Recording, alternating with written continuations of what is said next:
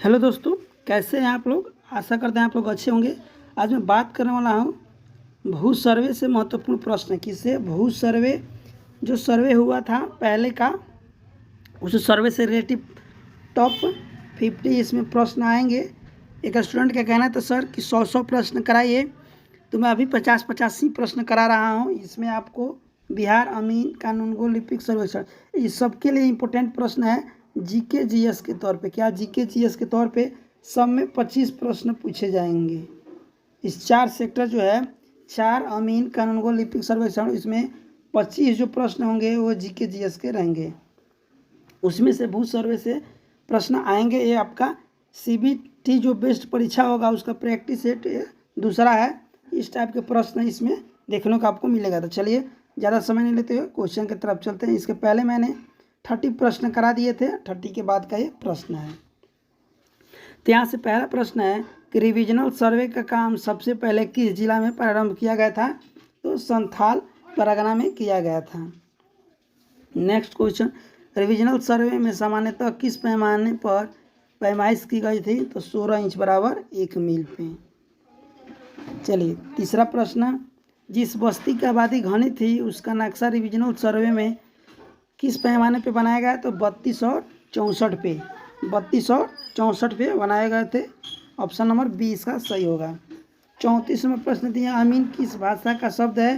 तो अरबी भाषा का शब्द है, ना कि हिंदी, ना कि उर्दू, ना कि तुर्की। अगला देखते हैं। अगला प्रश्न दिया है, chain survey, plane table survey, theodolite survey, primitive compass survey और लेवनिंग सर्वे, ये है किस प्रकार के सर्वे हैं? तो सर्वे करने की विधि है। ये क्या है? सर्वे करने की विधि है। अगला प्रश्न देखते हैं। 36वां प्रश्न दिया है, सरजमी के अनुसार माप कर नक्शा तैयार करने को क्या कहते हैं? तो किश्तवार कहते हैं। क्या? किश्तवार। अगला देखते हैं, किश्तवार से आप क्या समझते हैं? 4 ऑप्शन दिया है, इसमें से एक सही होगा। इसमें पहला सही होगा कि सरजमी के अनुसार माप कर नक्शा तैयार करना, यानी कि सेम यही क्वेश्चन है, 2 तरीके से पूछा गया है। अगला देखते हैं, किश्तवार में तैयार नक्शा में सिलसिलेवार नंबर देने तथा खेसरा खानों की पूर्ति करने को क्या कहते हैं? तो इसको बोलते हैं हम खानापुरी। क्या? खानापुरी। अगला देखते हैं, खानापुरी में किए गए कार्यों का उच्च पदाधिकारियों द्वारा जो जांच पड़ताल किया जाता है उसे क्या कहते हैं? तस्दीक। क्या कहते हैं? तस्दीक। ये वर्ड याद रखिएगा, तस्दीक। चलिए अगला प्रश्न देखते हैं, खानापुरी का काम किस दिशा से प्रारंभ किया जाता है? ये हमेशा एक ही प्रश्न जो बार बार पूछा भी जा चुका है, किस दिशा से? तो उत्तर पश्चिम कोने से। अगर मान लीजिए कोई गांव का मौजा है, इधर से खानापुरी प्रारंभ होगा। यही है आपका उत्तर पश्चिम। ठीक है। चलिए अगला देखते हैं, खानापुरी का काम किस दिशा में समाप्त किया जाता है? तो दक्षिण पूर्व कोना में। यानी यहाँ से आप समझ लीजिएगा, इस तरह का अगर आपका खेत है तो यहाँ से आपको, यहाँ से खानापुरी क्या हो जाएगा? स्टार्ट होगा। यहाँ से खानापुरी स्टार्ट होगा और यहाँ पे जाकर समाप्त होगा इस दिशा में। इसको क्या बोलेंगे? दक्षिण पूर्व दिशा। चलिए अगला प्रश्न देखते हैं। अगला दिया है, नक्शे में खानापुरी का काम किस समय किया जाएगा? नक्शे में खानापुरी का काम किस समय किया जाता है? तो जब नक्शा, सभी प्लॉट का नक्शा बन जाएगा तब किया जाता है। चलिए अगला प्रश्न देखते हैं। अगला है,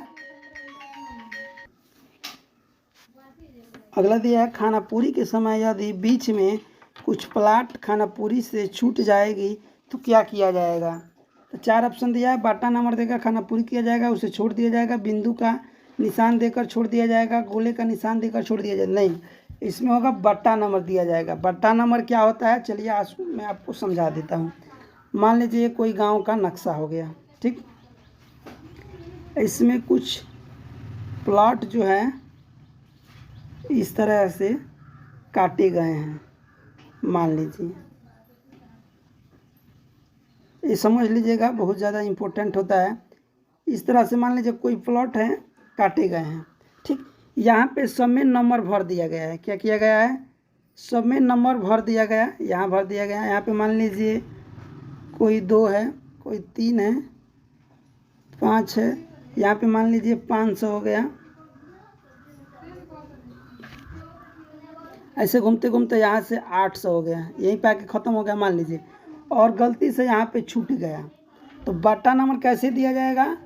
जो नंबर इसमें का इस सीरियल नंबर के होगा जिसको हमको देना है, मान लीजिए वो नंबर है 800, 800 यहाँ पे है, और वो अगला नंबर 8 से 1 अगर हो रहा है तो ये कहाँ किसके पास है? तो 500 के पास है।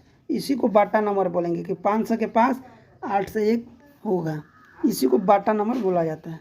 अगला प्रश्न देखते हैं, तस्दीक के लिए तामील नोटिस कब दिया जाता है? तस्दीक होने के एक दिन पूर्व, ऑप्शन नंबर ए। अगला देखते हैं 45 नंबर दिया है, बुझारत का काम एक काश्तकार के साथ कम से कम कितने बार किया जाना चाहिए? तो कम से कम 3 बार, ऑप्शन नंबर बी।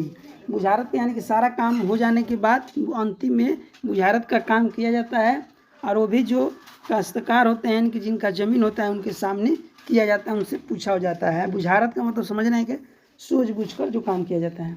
अगला दिया है, प्रत्येक गांव के सर्वे होते समय अमीन, मुहर्रिर, इंस्पेक्टर आदि कार्यकर्ता के कार्यों को उच्चाधिकारी द्वारा जांच करने को क्या कहते हैं? तो उसको बोलते हैं पड़ताल। इसे जांच पड़ताल होता है, तो पड़ताल से याद रखिएगा। चलिए अगला प्रश्न देखते हैं। अगला दिया है, पूरे गांव के चारों ओर का सरहद, मंदिर, मस्जिद, तालाब, नदी, विद्यालय, शमशान, कब्रिस्तान, सरकारी भवन आदि मुख्य स्थानों का नक्शा सर्वप्रथम कब बनाया गया था? तो रेवेन्यू सर्वे में। किसमें? रेवेन्यू सर्वे में, ना कि थकवास्त सर्वे, ना कि कैडेस्ट्रल सर्वे, ना कि रिविजनल सर्वे। ये हुआ था रेवेन्यू सर्वे में। चलिए अगला देखते हैं। अगला दिया है, खेसरा नंबर क्या है? 4 ऑप्शन है, प्रत्येक गांव का नंबर, खतियान का नंबर, इनमें से कोई नहीं। अगला दिया है, प्रत्येक प्लाट में जो नंबर दिया जाता है उसे खेसरा नंबर कहते हैं। अगर जानते हैं तो सही है, नहीं जानते हैं तो मैं बता देता हूँ कि इस तरह का जो नंबर काटा रहता है नक्शा में, आप देखते हैं तो नक्शा में जो नंबर यहाँ पे जो चिन्हित रहता है, लिखा रहता है, उसी को बोलते हैं प्लाट नंबर या फिर खेसरा नंबर, या फिर उसको सर्वे नंबर भी बोला जाता है। चलिए अगला देखते हैं, प्रत्येक प्लाट में जो नंबर दिया जाता है उसे क्या कहते हैं? तो खेसरा नंबर, खेसरा नंबर होगा, या फिर सर्वे नंबर होगा, या फिर इंग्लिश में बोलेंगे प्लॉट नंबर। सर्वे नंबर भी इंग्लिश ही वर्ड है। चलिए 50 नंबर प्रश्न देखते हैं, जिस बही पर एक खेसरा नंबर से लगातार अंतिम नंबर तक प्लाट नंबर दिया जाता है उसे क्या कहते हैं? तो खेसरा बही बोलते हैं। क्या? खेसरा बही, ऑप्शन नंबर बी। चलिए अगला देखते हैं। अगला दिया है, खेसरा बही में क्या लिखा जाता है? क्या खेसरा बही में क्या लिखा जाता है? तो खेसरा नंबर। इसको पहले वाले क्वेश्चन में था खेसरा नंबर, खतियान नंबर मत याद रखिएगा, खेसरा नंबर ना कि खाता नंबर। चलिए अगला देखते हैं। अगला दिया है, खेसरा का फार्म में कितने खाने होते हैं? तो 18 खाने होते हैं। कितने? 18 खाने होते हैं।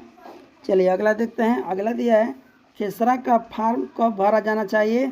तो खाना पूरी के समय खेसरा फार्म भरा जाता है। अगला देखते हैं, खेसरा फार्म के पेशानी पर लिखा जाता है, यानी खेसरा फार्म जो होता है उस पर क्या क्या लिखा जाता है? तो खेसरा पे मौजा फार्म व थाना नंबर, थाना का नाम लिखा जाता है, परगना लिखा जाता है, थाना नंबर लिखा जाता है, ईस्वी लिखा जाता है, जिला का नाम, अमीन का नाम और इंस्पेक्टर का नाम लिखा जाता है। ये याद रखिएगा। क्यों बता रहा हूँ मैं? क्योंकि आपके जो अमीन, अगर स्पेशल आप अमीन का दे रहे हैं तो अमीन से रिलेटेड आपको सर्वे से संबंधित जानकारी आपको होना मोस्ट इम्पोर्टेंट है। तो ये बेसिक प्रश्न है जो आपको, और ये सारे प्रश्न पूछे जा चुके हैं, रिपीटेशन भी होता है, तो इसी के लिए मैं इतने सारे प्रश्न करा रहा हूँ कि यहाँ से एक भी प्रश्न आपको छूटना नहीं चाहिए। एक और बात, अगर आप चैनल पर नए होंगे तो प्लीज़ चैनल को ज़रूर सब्सक्राइब कर लीजिएगा। चलिए अगला देखते हैं। 55 नंबर प्रश्न दिया है, खेसरा का सूची पत्र क्यों बनाया जाता है? क्या? खेसरा का सूची पत्र क्यों बनाया जाता है? ताकि खेसरा नंबर का खोजना आसान हो, ताकि खेसरा गुम ना हो जाए, दोनों सही दोनों गलत। तो इसका सही आंसर होगा ताकि खेसरा का नंबर खोजना आसान हो जाए, इसीलिए खेसरा का सूची पत्र बनाया जाता है। अगला देखते हैं, अगला दिया है खिसरा सूची पट में प्रत्येक खिसरा नंबर के नीचे खतियान नंबर क्यों नोट कर दिया जाता है। खतियान क्या होता है इसको मैं बताऊंगा, दिखाऊंगा भी। देखिए क्यों खिसरा नंबर भी दिया जाता है, ताकि यह पता चल सके कि अमुक खतियान में अमुक खिसरा नंबर, ताकि यह पता चल सके कि किस खातेदारी का खिसरा नंबर है। यानी कि मान लीजिए आप अगर बैंक में किसी जाते हैं तो आपका अकाउंट नंबर लिख देने से नहीं ना पता चलेगा, उसका पासबुक होता है खतियान, उसको बोलते हैं खाता, बोलते हैं ना कि खाता नंबर ये है, तो आप खाता नंबर दे दीजिएगा तो आप ऑनलाइन ही जांच कर सकते हैं। और उस पर अगर हम उसका अपना नाम लिख दीजिएगा आपका, तो पता चल जाएगा किस व्यक्ति का है, तो वही है खतियान का नाम।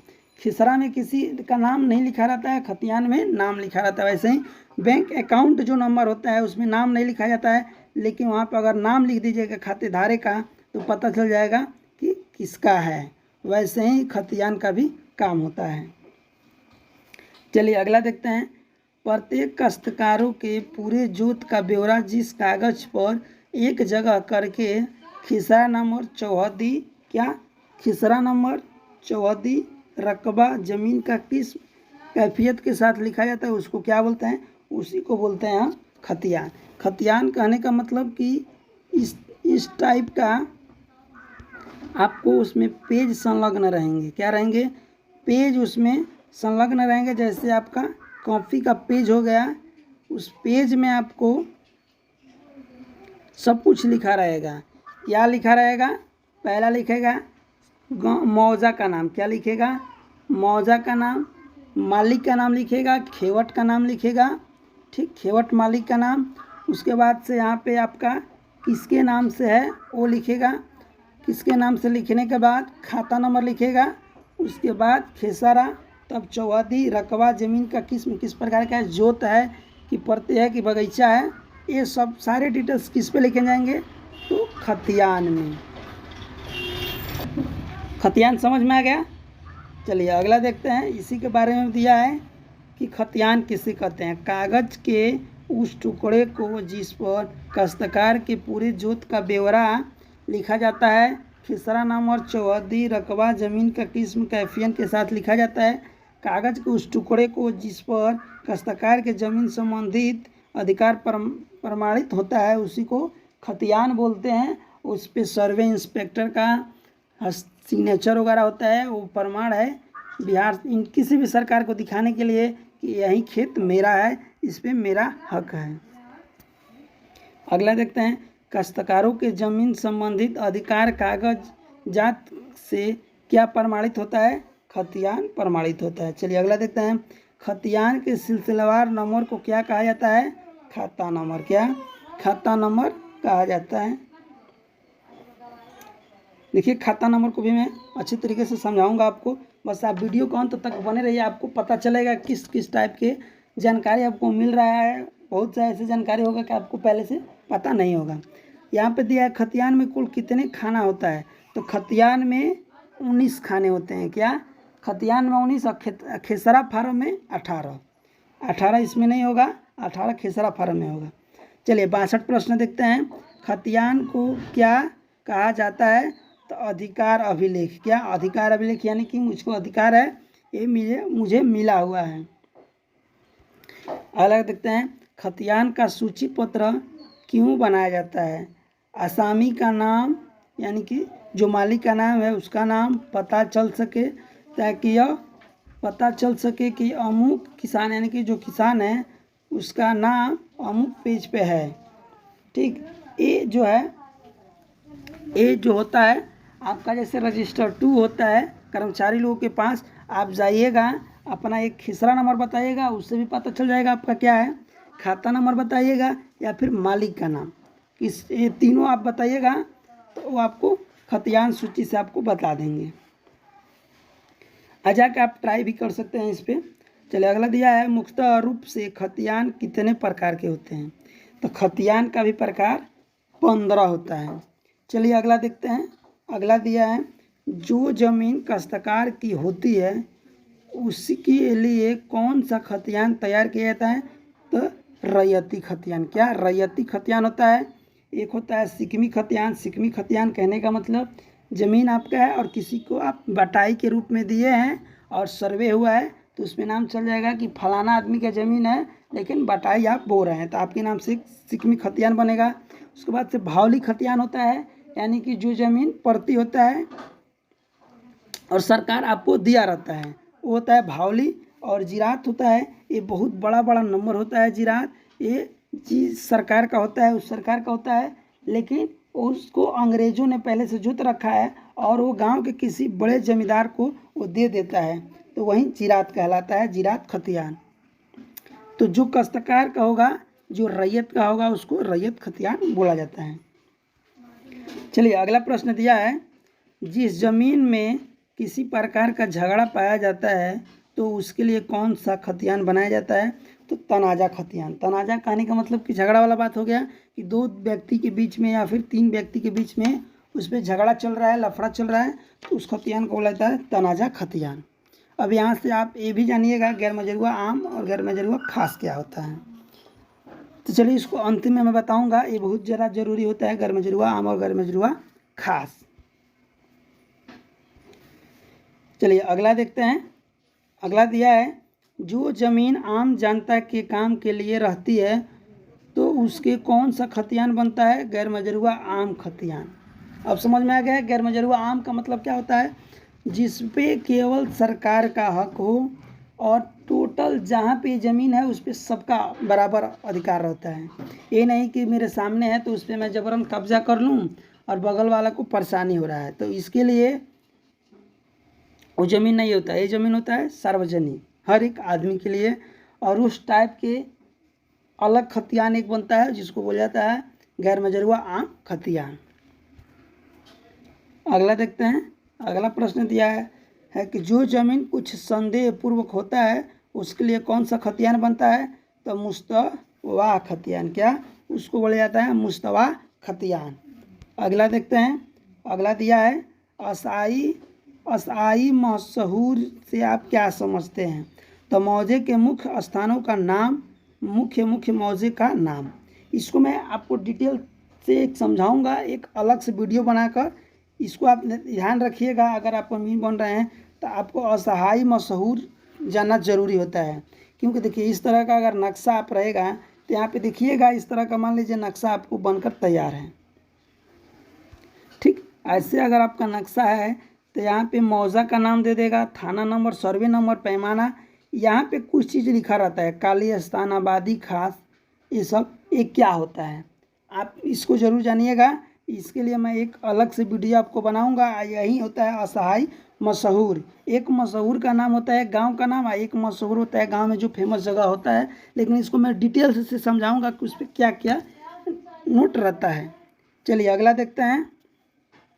खानापुरी का काम समाप्त हो जाने पर कौन सा काम किया जाता है? तो बुझारत का। पहले एक बार प्रश्न रिपीट हो चुके हैं कि सारे काम हो जाने के बाद बुझारत का काम किया जाता है। किसके साथ? किसान के साथ, रैयत के साथ, किस्तेकारों के साथ। तो सारे प्रश्न इम्पोर्टेंट थे। इसके बाद में अभी ये जो प्रश्न मैं कराया भू सर्वे के महत्वपूर्ण प्रश्न कराया, वो भी किस टाइप के? ये थे रिविजनल सर्वे वाले। इसके बाद में कैडेस्ट्रल सर्वे, सारी तरह के क्वेश्चन आपको पर डे मिलेंगे।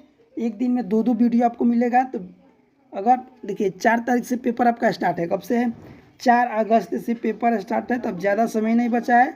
आप ज़्यादा से ज़्यादा प्रैक्टिस कीजिए, चैनल को सब्सक्राइब कीजिए और दोस्तों के पास शेयर कीजिए। ऐसे वीडियो आपको पर डे मिलेगा। अगला मैं मैथ का स्पेशल अमीन से रिलेटेड प्रश्न 2 वीडियो करा चुका हूँ। इसके बाद और सारे वीडियो आपको मिलेंगे। बस चैनल को सब्सक्राइब कीजिए और अपने दोस्तों के पास शेयर जरूर।